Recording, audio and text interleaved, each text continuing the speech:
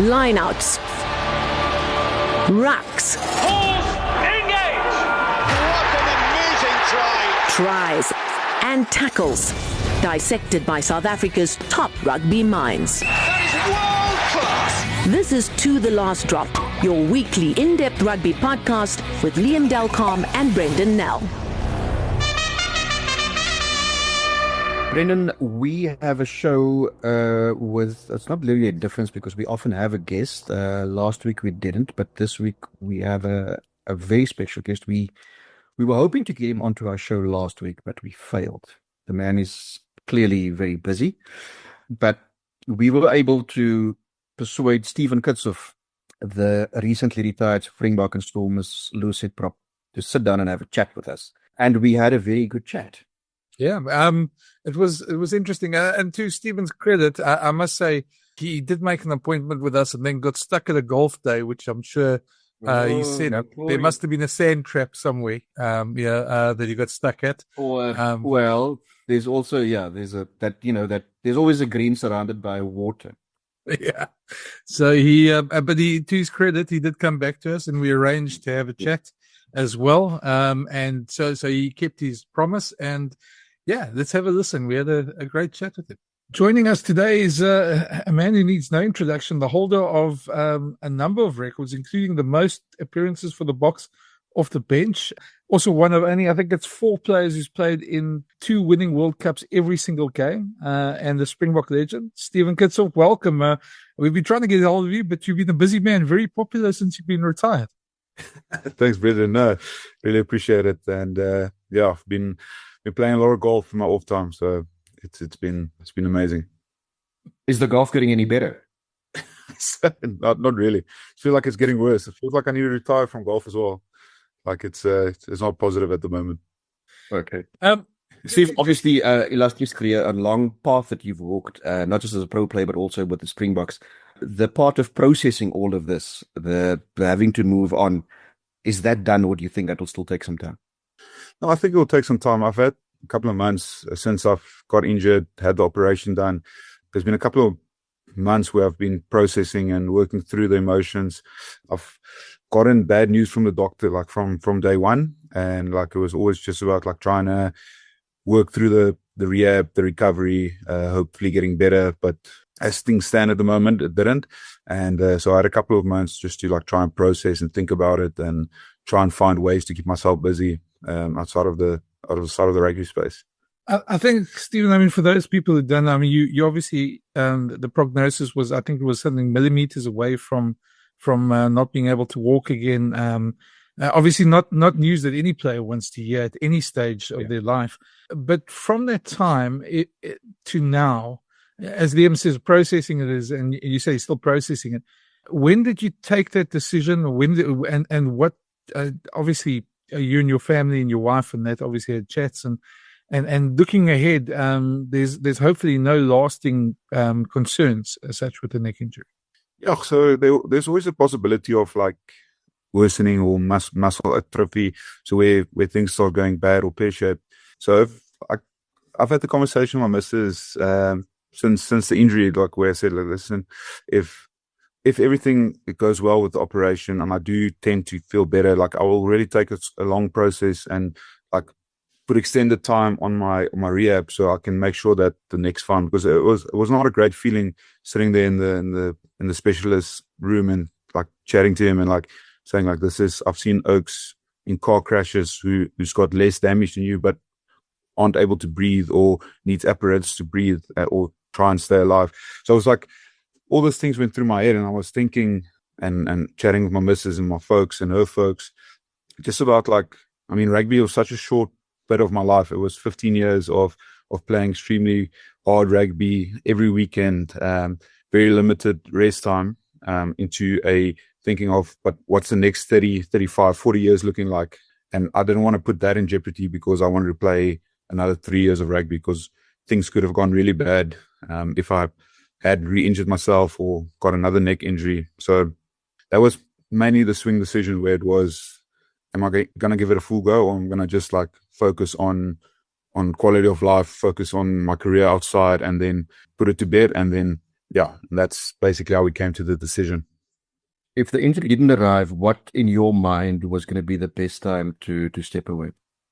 Yeah, I'll probably like, ideal perfect world, I would have gone to try and make the next World Cup, and then probably thought of like maybe retiring from international rugby and just playing a bit of club rugby for a couple more years and just trying to finish like that. So my, like, in my head always had like 36, 37 would have been like ideal situation to retire. By then, hopefully, like played enough games, made enough memories, traveled the world enough. But for me, it was a bit earlier. But yeah, for me, it was trying to play another 5 years. Like that was in the back of my head. That's what I wanted to do. But yeah, unfortunately, didn't plan out like that. A lot of players, we hear it a lot. A lot of players struggle with leaving the game and going on to that next phase in their life. And I know there's been a lot of talk with my players about trying to prepare players for that and that. Have you had those sort of conversations with people, sort of what's next, and just looking at how they transition and how difficult is it so far for you? I mean, I know that all the attention's now on your retirement. In a couple of weeks' time, probably that's all going to die down. Yeah. To be honest, like I've been thinking about this day probably from like when I was 28, 29 years old. I started thinking like, flip it, I'm more than halfway through my career. Like if I had to play till 35, 36, I need to start making some plans to create a smooth transition. It was about building something outside of rugby where I can always like spend a couple of hours a week focusing on, and that's how Bomb Squad happened. That's how the business with me and my brother started. So I was always thinking about things that I can almost fall back onto if rugby comes to an end. It was a bit earlier than expected, but it was still, at least those things were already starting to gain a bit of momentum. So for me, like in the last 6 months, it was when I found out I got injured, I knew it was going to be like an extended period. I literally just threw myself into that. I was like, literally went from seeing the specialist on a Monday, almost took a day just to process it. And then the Wednesday, I like started grabbing meetings and I started chatting to people, trying to improve the Bomb Squad entire brand around it, trying to grab meetings for the family business. And then I would just like spend all my time in that, and it was literally like wake up 7 o'clock in the morning, do my rehab, do my gym work, and then go meet people and work corporate life. I haven't figured it out yet, but it's getting there. Before explaining to our listeners and viewers about Bomb Squad, there's people who may not know. Please tell us, in your playing days now being over, what are you going to miss most about play? Yeah, I think probably just being like in a team environment. Like you don't think about it much when you're playing, but when you're outside of the group and you're outside of the circles, like you do tend to miss the guys a lot. Like you miss those early morning locker room chats, like how sore the body is from the previous days live scrumming and the breakdown drill we did yesterday. And like I think I'm going to miss that. And I'm probably going to miss the most as well is those conversations you have in the shower when you just won a game, holding a beer, taking a nice shower and like just chatting rugby. And I think those were like fun memories and things that happened. You talk about the game, you talk about what's happening after, and you talk about like, you just build like pure connection with your friends that you play this combative sport with. And I think I'm going to miss those the most. And it's time for some shameless promotion here. Bomb Squad, please explain to our viewers. Yeah, so Bomb Squad is a brand developed by myself and Malcolm, with my wife doing all the marketing and social media for us.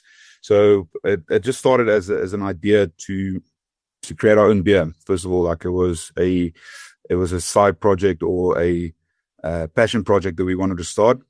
Started as found a brewery called Saggy Stone that was interested in producing the beer for us or making the beer for us. And then we just developed the brand around it. But from there onwards, it went into e-commerce. We're selling online, and we're doing some very nice licensing deals as well. So yeah, it's developed into a nice brand, something we hope could stand the test of time and actually create something special. And yeah, that's basically how the entire Bomb Squad business built into where it's now. That's at a point. comment you made there, standing the test of time. I see where you go with that. I was going to say, that sounds rather familiar. I've heard that somewhere before. Yeah. Yeah. Those are good friends of ours. Might get in trouble from our friends. Oh, maybe Tommy and them will come and do some business with you guys anyway. So, I hope so. Kitsy, I mean, you look at this past. I mean, Springbok rugby the past 7 odd years has been really amazing, especially from where it was, and you were there as well in the beginning when we went through those. Well, Springboks went through those dark times. Of the 57-0s and those sort of bad memories. Have you been able to process just what a wonderful journey it has been in? I'm sure you're still going to think back about all the old war stories at some point, but I mean, This is truly some remarkable achievements in the last couple of years for this team and this group of players. 100%. I think when Rassie and Jock came into the picture, like management and coaching staff, I think they just changed everyone's mindset into creating this team that can just win. I think we've achieved unbelievable things over the last 6-7 years. I think this country is something special, and it's awesome to rep your country on the biggest stage. So for me, I think I've been fortunate enough in my career to play among some of the best players in the world. If you think about the Evans, the Frans Malherbes, the Malcolms, I think those Oaks are just world-class rugby players. And for me, it was a massive honor just to rep and stand next to him and work in a team that just thrives on being successful and winning. So, I think probably, as you said, probably going to still think about it a lot in the future and still talk about it a lot in the future. But I've just been super blessed in my entire career just to be able to play with a team that's this good and this just this amazing, this amazing team. It's also been an amazing transformation for some players, yourself included. If you go back to 2016, I think in your first 10 tests, there must have been 6 or 7 defeats. So it wasn't as if that initial period was just a bed of roses. It was a hard slog. And then obviously a couple of things happened for you to go and become a successful team under a new coach. That journey obviously is one that takes many twists and turns. I mean, was there a time initially where you thought, geez, I mean, I really wanted to play for the Boks, but, we need to keep our chins up here? Yeah, I was thinking back, my first season, 2016, it was tough. My first game was against Ireland. We managed to claw a win through there. And then it was all positive, won the series against Ireland. And then from there, it went a bit sideways, and a lot of negativity came around the Boks at that stage.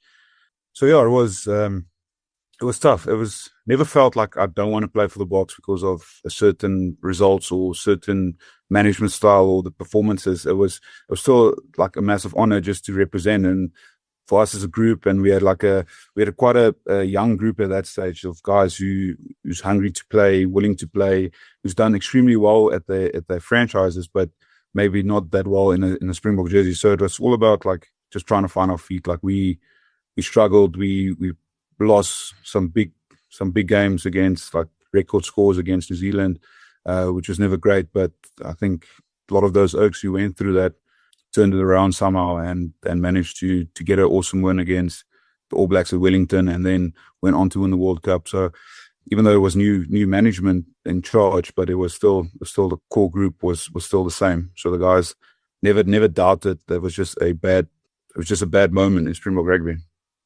That record, the 54 appearances off the bench, I mean, I think it surprised me a bit because you've been part of this team for such a long time. And I know in the team environment, the bomb squad thing with it doesn't really matter which front row you play in. You're still part of it, and you guys often play 40-40, like that. But did it surprise you to know that you beat Ollie Leroux's record? And does it feel different to say 54 games off the bench? No, I think it's just you're still part of that match day 23. I think that's all that mattered for me. It was just to be involved on the weekend. I knew my role off the bench was to go and finish the game or bring energy when we need it. But for me, it didn't really matter. Like, it was, if I daunted or played in the number 1 jersey or I played in the 17 jersey, it was the same. I had the same job on the weekend. It was to go out, play, give everything, bring energy. So yeah, for me, like, it was a lot of games off the bench, but I wouldn't change it for anything. I'm not referring to your beer in this instance, but what do you think is the key ingredient to the bomb squad success? Yeah, I think as Brandon said earlier, like, it was 2 amazing front rows. So you had 2 pack of forwards that could, at any stage, start in a Springbok jersey or in any test match. So I think the key was, like, the guys knew exactly what they needed. So we would have, like, at halftime, Rassie would have like a 5-minute conversation just with the guys on the bench and talk to, like, what's needed from us, like what type of energy we need to bring, how we need to finish this game. And the guys actually took that role very seriously. Like, it was a lot of games gets won or lost in that last 20 minutes. I think we saw it over the last year or so with test rugby. Is those final 10 minutes when guys are tired, that's when you make the most mistakes. And I think that was our role, was to, like, we'll be fresh 8 guys on the field, but there will still be 7 other guys who's quite fatigued and might slack a bit. And then our role was just to keep those guys' energy high and make sure we fill the gaps where needed and make sure we get around the corner when needed. So that was our job. We needed to bring energy, play well, make sure we stick to the game plan. And then the guys who's been playing for 60-odd minutes, make sure their energies are lifted and look after them to finish out the game. I remember asking you before the last World Cup final, it was in that strange community hall. I think you guys stayed like 45 minutes or so outside Paris. And the question really was about, the impact of this bomb squad and the role it would play in achieving success for the Springboks. And you spoke about taking the other team to dark places. Yeah. Was that a thing that you would try to do in every test? Because, I mean, it's physically demanding, and it places a high premium on I suppose, body and mind. Yeah, no, 100%. I think, like, that famous quote of Rassie, like, effing the Oaks up physically, that was 100%. Like, that's where you take them to a dark place. Like, you don't relax, you don't give them an opportunity to breathe. And, like, that was our role. Like, it was bringing energy, like, keeping the physicality up there, and then just making sure, like, there's no room to breathe. Like, that last 20 minutes must be hell for them. Steven, just, I mean, you obviously there's Ox is now around still. Gerard Steenekamp coming through. There's some real your successors. I mean, there's some real good talent coming through, and it looks like that same sort of scrum domination can continue for quite a while. Just your thoughts on the guys who now are going to take this forward, the Springbok jersey forward. Yeah, I think with Ox and Gerard there, they've been showing in the last season, like, how good they can be and, like, how much dominance they can enforce in the scrum. But also, like, young guys, like, I think Jan Hendrik Wessel is he's an absolute athlete and he plays so well. I think his scrums are improving every week, especially when he scrums at loosehead. So I think the talent is there, and I think it's Don does such a great job when he has the guys in camp and training week. So I think the Oaks are geared and ready to go. So for me, it's like I'm happy where I'm leaving the jersey, and I'm happy about the guys who's coming in to fill that space. I think they're excellent rugby players, and I truly hope they make great success of their careers. Steven, we should probably let you go. There's a lot to do still. Thank you, not just for coming onto this podcast, but thank you for serving South African rugby and Springbok rugby with such distinction. You've been part of a group of players that have made South Africans very happy the last number of years. So thank you for your service. Thank you very much. I appreciate it. I was going to say, I echo the sentiments there. The last one I want to ask you. Yeah, I always throw one in at the mix there at the end. But you only scored 2 tries. I think both against Italy, if I'm right. Yeah. And 5 years apart. You never danced for your tries like Trevor did or anything like that. Or you maybe wondered, did you want a few more? I mean, I know France doesn't have many as well, but you scored a couple for the Stormers of late. So Yeah, no, 100%. I think only having 10 points in 83 test matches is not a nice stat to have, but like there was a lot of things I measured myself on. It wasn't just the scoring tries and scoring points and dancing and being on TV. It was like I really enjoyed like making a crucial turnover at a breakdown or getting a massive scrum penalty like that. That was just as satisfying as running into the corner and dotting a try down. So would have loved to score a bit more, don't get me wrong, but there's other things I measured my game on, and tries wasn't one of them because I knew I didn't score a lot of them. No, I know. But listen, thank you very much for coming on. I know you're a very busy man at this moment. We're probably going to get you back at some point when things quieten down and you focus a bit more on business. But thanks for making the time and enjoy the golf while you can. So, thank you. Appreciate it. Thanks, David. Thanks, guys. Another great Springbok riding off into the sunset. We obviously wish Steven well. Much decorated, much feared, I suppose, as well, and revered Springbok Pro. Yeah, just a personal note, I can remember asking a certain SA rugby official, in fact, it was the CEO at that stage, Yuri Roux, when Steven Kitshoff came back from Bordeaux. He was still a young guy. He left the Stormers, went to Bordeaux, came back, and I still asked why are we bringing this guy back? Surely we've got enough props at the moment. And he said, well, Rossi believes this guy is going to be one of the best ever. And yeah, well, I can't argue with him now, 80-something tests later. So well done, Steven. And yeah, it's been a pleasure watching you. Absolutely. We wish him well. Time to move on. We have a couple of, we have a big game locally, and we've got a couple of really big ones in the Six Nations. We should probably focus for the moment on the one in Durban. And it's a rematch of the one played last weekend at Ellis Park under, I suppose, trying circumstances for both teams, but in particular for the Sharks. You would have thought they would have handled the wet and the damp a little bit better than the Lions, but it was not to be. The Lions were certainly up for the fight and thoroughly put the Sharks to the sword.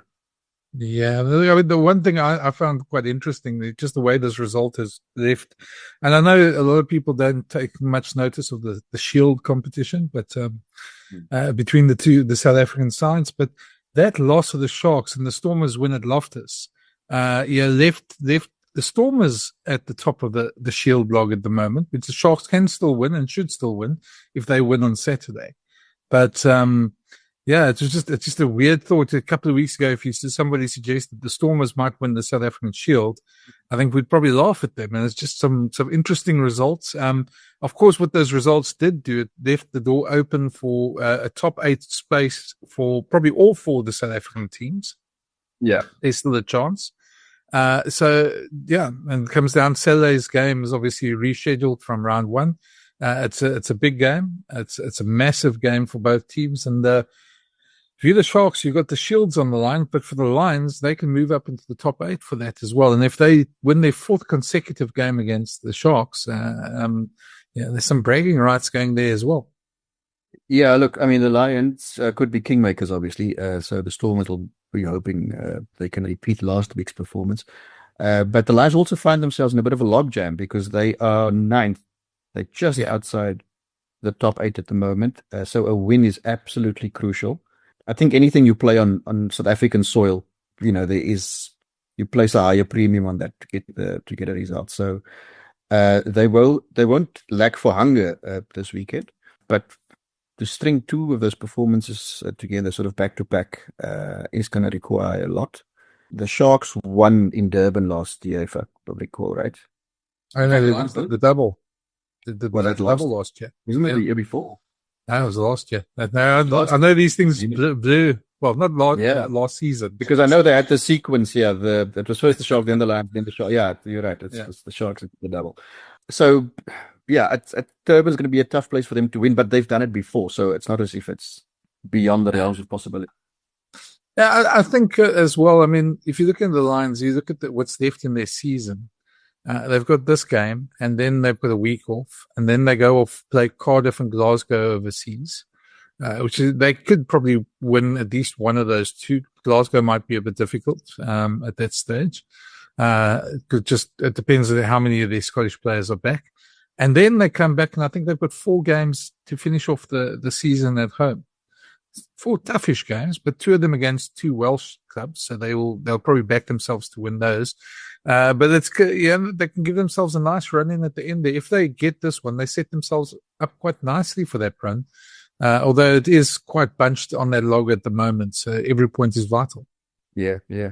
And also some real incentive for the Sharks. A win, especially if it's a bonus point one, will have them snapping at the heels of the Bulls. They'll win the Shield, but they've also then got a clear goal in front of them in terms of the general log. Yeah, and I think also, mentally, I think people underestimate what this means for the team. The Sharks last year won the Challenge Cup. Obviously not the big prize, but so any silverware is always, and when you get the bragging rights in South Africa as the best South African team as well, mentally, that's got to give you a boost. And, for a team as ambitious as the Sharks are with their owners, they'll certainly see it as the next step forward in a moral victory. But, there's 23 lions standing in front of them before they can do that. And I was just surprised on Saturday how the Sharks just didn't pitch for that game. Yeah. It just almost felt, because as good as I wouldn't say the Lions were, I didn't think they were exceptional. I thought they made quite a few mistakes, and it's just they were a lot more clinical than the Sharks. I was just quite surprised with where the Sharks were mentally in that game, because it didn't look like they were in that game for most of it. Look, one of the Lions assistant coaches did make the point that this weekend's game will be a different game. So it's not they're not reading too much into last weekend. But coaches will say that. I was going to say, it is a different game. It's hard to disagree, because it's the games at the coast. It's against your opponent. That's at your opponent's home ground. They will probably load their team a little bit. It'll be interesting to see who they go with in this game, but certainly a much tougher challenge for the Lions this week. And the weather, I think, is going to make a difference as well. I see it looks like the rain is probably stopped in Durban. They've had a lot of rain, like most of the country in recent times, but it seems it's going to be hot and balmy this weekend, which is perfect for the Sharks if it's a humid game. Other teams don't really like those conditions very much. So it's going to be quite interesting to see how they handle it. But intriguing game, a 2:00 kickoff, which in that heat will definitely make a difference for the Lions and the Sharks. Yeah. Another intriguing game, and this is very much in the Northern Hemisphere, potential Six Nations decider, Ireland hosting France. A real blockbuster affair. I just want to interrupt you. Sorry? I just want to interrupt you. Last year when this game was played, we were told by the commentators this was the World Cup final that everybody wanted to see, wasn't it? I think that nobody's talking like that this year. Yeah, that's been put firmly behind us. Sorry, I couldn't resist. But a good memory, Brendan, for those things. That game on its own merits is certainly a blockbuster affair. There's no doubt whatsoever. Ireland did very well last year in the corresponding fixture, because they went to Marseille, and the big question was, who of the two sides have put the World Cup blues behind them? And Ireland came out and answered that question with authority. They won well in Marseille and set themselves up for a Grand Slam challenge. This game, Grand Slam also very much still on the line. There's Grand Slam, and there's the fact that they could do the three-peat. Now, the three-peat is a very difficult thing. It'll be the first time it is achieved in the Six Nations. And there's a reason why it's so difficult, because, teams tend to dive into the last hurdle, the final hurdle. So Ireland will be well aware of that. So I think the bookmakers will probably make them slight favourites. But I think they're going to be under enormous pressure. Not that France won't be, because there's huge expectation on Fabien Galtier to deliver more silverware. But I think Ireland will probably feel it more. It's a very intriguing game, because if you look at the performances in recent times, you'd probably say Ireland are probably emotionally a bit more mature when it comes to these pressure situations. They tend to handle the pressure a lot better. And France, as emotional as we know they are, they can turn on moments of brilliance, but they have struggled in the corresponding fixtures in the last couple of seasons. So, yeah, I don't know. I think there's so much pressure on France as well to deliver something. That's it's going to be very tough for them in Dublin, but I wouldn't be surprised if somewhere I've got this feeling Ireland are probably not as good as they were last year. Not that they're a bad side in any means or measure, but they do have a few chinks in the armor, and France are going to have to play damn well if they're going to win in Dublin. But they certainly have the personnel to do it. But it will have to be a sustained effort because they, as you rightly point out, that they have these moments in games where there is a bit of a dip, and of course against Ireland you can't afford that. But I think we've seen it as well. Those games involving France and South Africa, when they have a dip, it's not they still keep it together. They don't like drop their bundle like they used to. Where you have moments of madness, they kind of still able to pick themselves up and go again. But they will be severely tested this week. And see, Caelan Doris is likely to be back this weekend for Ireland as well. Yeah, he's huge as well. So yeah, it's a fixture that I'm looking forward to. Well, I think it's one of those where if you bet with your head, you probably put money on Ireland to eke it at the end there. But I think if I had to go with my heart, I'd probably put some money on France, because I you think might at also some get point, half decent odds, so you never know. Yeah, and they are the type of team that if they're on the day, they can beat anybody anyway. So yeah, it's an intriguing one. It's very close to, but Ireland should be favourites in this one. Well, that takes us to Scotland. Does anybody care about any other games this weekend? I didn't want to. I was thinking it, but I wasn't going to say it. You now. Sorry, the elephant in the room is: does any other game really matter? Because everybody else is playing for scraps at the moment. So Scotland, Wales. I suppose the only question is, can Wales back up that performance? Scotland should be favourites on this one. But yeah, I don't know. It's tough to back up a performance of emotion 2 weeks in a row. Yeah, I mean, Wales will want to show it wasn't a flash in the pan, and that they're on the road to something solid. So even if they lose, you'd still want them to put in a decent performance, and I think they're capable of that. Scotland, they haven't really hit all the high notes. I mean, they're very capable side, and they have these moments, but they're inconsistent. And yeah, no, I think I've said it before. I've said it before in our pod, is that I sort of wonder if Gregor Townsend hasn't just taken them as far as he can take them. And this is not me advocating for Franco Smith to take over the job, but I think maybe some fresh ideas might help them. I still think they're probably favourites this weekend, but you'd expected a lot more from them from some of the other games as well. So I don't know. I'd pick Scotland to win this one. But yeah, I don't think I'm very excited about the game, to be very honest. Well, if you are underwhelmed by the prospect of Scotland against Wales, what is your disposition towards the England-Italy match? I probably have better things to do on Sunday. I will probably end up watching it, but if only to answer the question for myself when I read the British papers on Monday and see how Marcus Smith's the world's best whatever, and how Ben Earl is the best flank in the world, and how every other player's doesn't have an equal across the rugby world. As they tend to do that, they'll win handsomely. England, I think, they're in a good spot at the moment, but not much. I can't see Italy. Italy need a response after their French game. I'm not sure they have it. Jeez. Absolutely. I mean, to suffer defeat like that on home soil is, but it's not to be done, not to be recommended. Nah. Well, that takes care of that. We do care to give a prediction in terms of victory mark? I don't think England will be spectacular, but they'll probably win comfortably. So probably by about 14 points, I reckon. It'll be a scrappy game. I don't see it being kind of vibe. Something like that, yeah. Maybe a bit higher.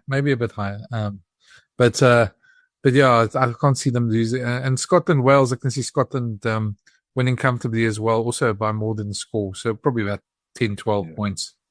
So, Yeah. But it's an easy fixture list this week. It's an easy fixture list. Absolutely. That's it, folks. We will hopefully be with you next week, and we will probably have a bit more to talk about, more than this week, Brendan. And let's try and have a good week. Oh, it's going to be a very interesting weekend. So enjoy it. We'll chat next week, and see you then. Cheers. Ciao. Thanks for listening. For the latest insights and rugby analysis each week, plus new episode alerts, please follow or subscribe to the series. Or find all episodes at jacarandafm.com or the Jackpot app. That is world class.